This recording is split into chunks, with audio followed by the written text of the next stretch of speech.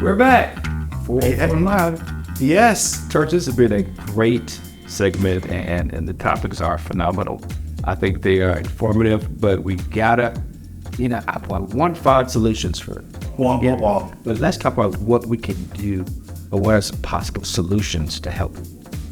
Okay, to help people in regard to maybe, finding space. So, like, what are some possible solutions for spaces that are not utilized properly? Well, we can probably, lobby the powers that be to turn unused spaces. Oh, okay. I'm with you, James. I got you. Spaces. Listen, we talk about, we hear about this all the time. We hear and see underutilized malls, filled parking lots with over 3,000, 4,000 parking spaces. I think those are wonderful hubs for live, work, play communities. I feel like malls could also be like mini WeWorks, where you're giving small business entrepreneurs opportunities to come in and craft and create. Very good point. But there could be studios. I think malls could be transitioned into more event spaces. Everybody and their mama wants an event space so that they can sublease and create opportunities. So imagine going to a wedding in a mall and how beautiful that could be based on sprawling ceilings and things like that. It's weird, but you gotta go take your mind outside of what the norm is. And I feel like there's some beautiful malls that could be transformed. There was a math, bro. I was over Ponce today, just getting my car washed, and Ponce Market, that little parking lot that they had over there, it was no bigger than my hand. When I looked over there, they had structure going on. They are building a structure in that parking lot. Taking the parking lot, taking it up and build. So there's good and bad. Now they're taking away parking, but over there because they have none. But my point is, the little space that they had for parking, right? They're utilizing that for commercial purposes or for whatever. But I'm sure it's productive. So let me turn Greenbrier Mall. I grew up. Let's go to that. Love that mall. I worked in it. I worked in Baskin Robbins, Super Eggs, Record Bar was there when Sheila E. and Prince came. I was on date myself now, but that was the mall. The Foot Locker was on point. I tell you, but they have so many empty parking spaces right in the back of the mall. Right. The mall has about maybe 4 or 5 different Foot Lockers, and then other. It's tissue capital. It's where you go to get. And I did get my Jordans from there, so if they don't have it, it's not been paid. But they have space that is just vacant. Right. And I'm going to bring that up to the powers that be to see if they could possibly. I don't know if somebody's going to die tomorrow. Right. First of all, but it's more than enough parking over there. Oh, parking's there. I mean, the back of the mall, you had Magic Johnson Theaters that was there at one point. I've been there. I was happy for Magic Johnson. What is that now? Is that no longer? But I could tell something was changing when I went. I used to referee high school swimming, and I went for a white polo, and I went to that Macy's, and half that Macy's had a black curtain protruding and covering up the Macy's because they were operating in a limited scale.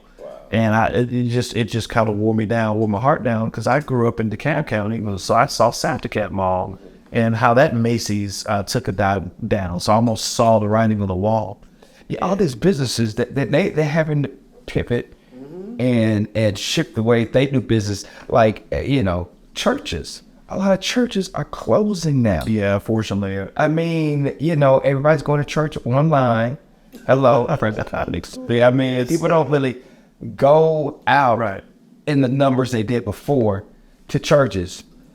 Bad thing, good thing. However, I think we probably should. But a lot of churches are closing now. Right. So what could we use for that building? I mean, it was we are the church, and then that was God's house. I'm sure He wanted to be utilized to help others. Appropriately, right? So let's figure that out.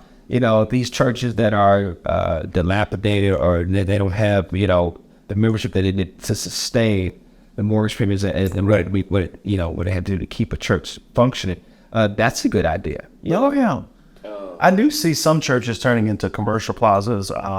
It's kind of interesting. Obviously, some churches are turning into facilities for the homeless, but then you're also seeing on the commercial side, like in the Vinings area, there's a small church that looks like a church. It's turned into Bar Taco now. So it's turned into a restaurant. But yes, I do feel like that is the future. There's a church on Ponce de Leon Avenue that's turned into condos next to the Publix on Ponce. Yes. There's maybe 3 to 7 condos in that building since 2008. Right.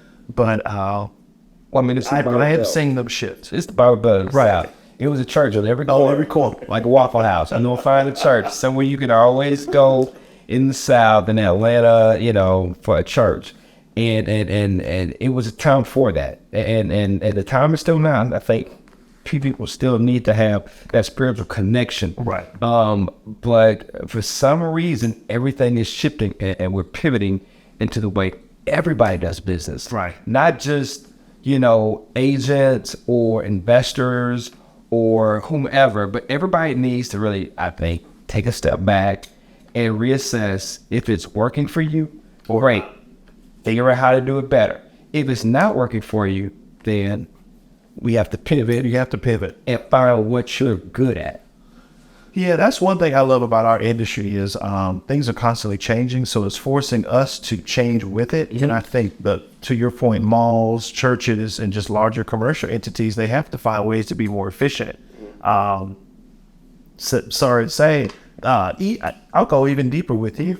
I've even noticed that some Amazon fulfillment centers are closing down. Oh, wow. Where they're not firing people necessarily, but they are giving them jobs at other locations.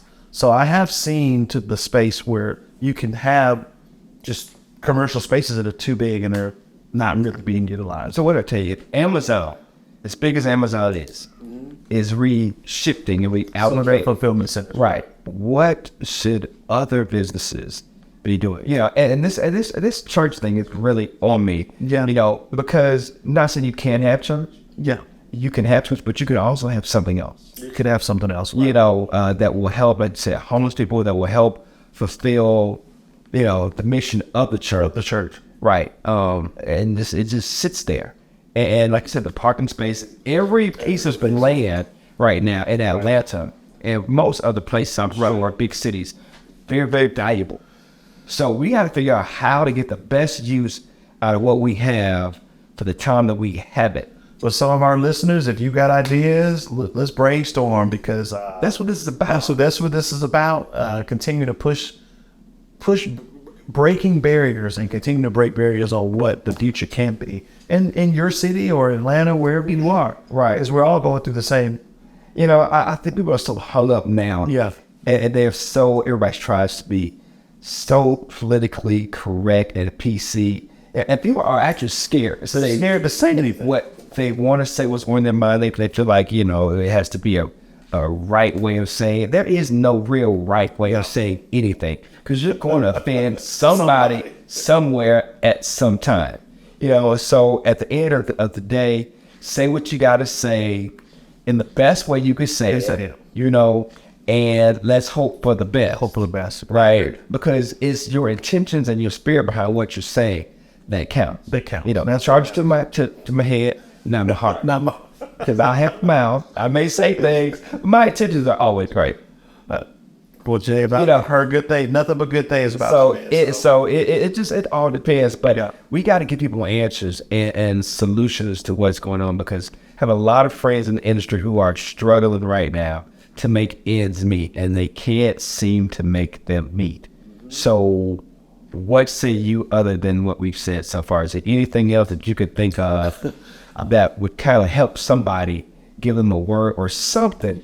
I'll go left with you. Ultimately, larger buildings or larger commercial owners can partner with nonprofits to continue to enlarge their vision with giveaways, drive-throughs in any capacity. That's the immediate vision that I see with what you just mentioned. I feel like a lot of churches can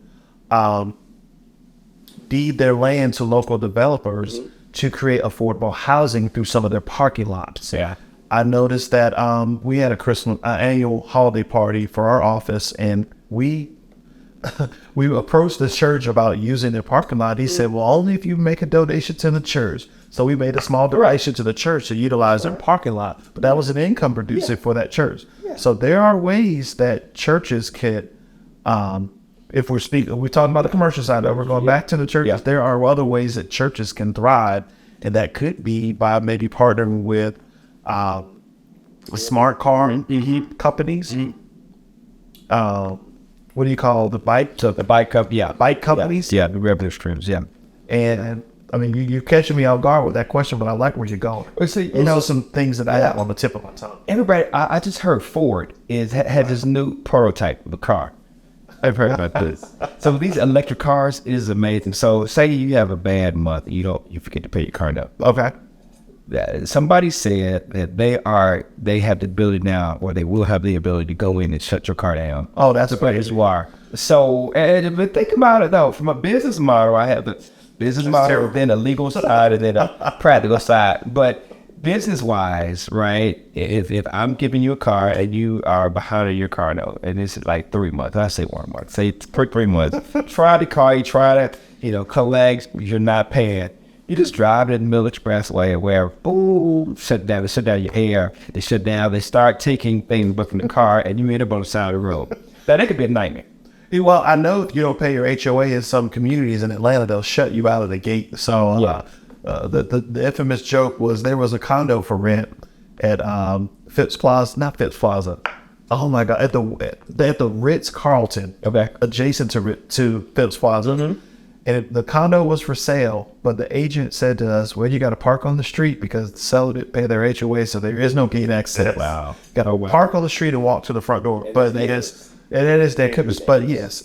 And I also heard back to the car scenario, Mercedes-Benz is running commercials now where they're actually broadcasting that by year 2026 or 2032, I can't remember the exact year, in 10 years, they said they will not be selling any more gas-operated vehicles. And so the future is here, and we're going to have to just prepare for it. And for December, I had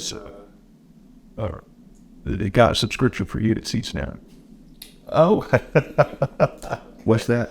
BMW has a subscription for heated seats now. Everybody has a subscription for something. Right. So talk about trying to save money. Check your subscriptions. They do not use them. Right.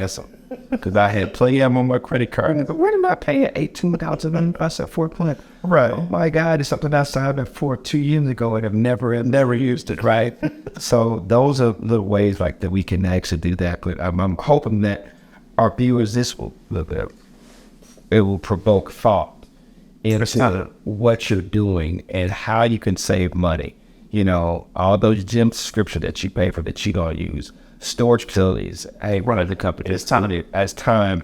We have to be able to save whatever we can save and prepare. Expect the best, prepare for the worst. So I always say. Yeah, I had a conversation with my bookkeeper, CPA, this morning, and she said, I want you to write down a list of all the things that you need to operate, that you actually need to operate. And she said, make that list because next Tuesday we're talking about what we're cutting. So I think it's definitely cutting season. It's time to let go of some things, let go of some habits, let go of some negative people. There we go. So there's a 3 let goes. I know there's a V103 has a let go session on their radio series on what people are actually letting go of, but really and truly back to this, you got to let go. Time to cut. We do, and that's what I do every spring. I prune every February. I prune my hydrangeas. I love it. I go out there and I prune, and people have to prune, and when you prune, it allows room for more growth. What happens if you don't prune? Oh God! If you do not prune those flowers, what happens? You not prune, does it slow the growth? It does, and sometimes it will kill it. It can't grow over the old hydrangeas or the old buds. They're taking up space. They're taking up room. They're taking up water and nutrients, and they're dead. They're gone. Symbolism in that for sure. They're gone. So they're taking up everything that is viable for that plant to survive. It's being redirected into dead and old and unproductive things. I'll say that again. Dead and old and unproductive things. So you cut, it may hurt, it may look bad for a season. Like, what is this thing? Where's my flowers? You cut every. Guess what? The pollen's here. And when out there yesterday water, I'm like, oh my God, you got new buds. And it's the anticipation of something new, something better, and something more beautiful, right? You got to put in the work.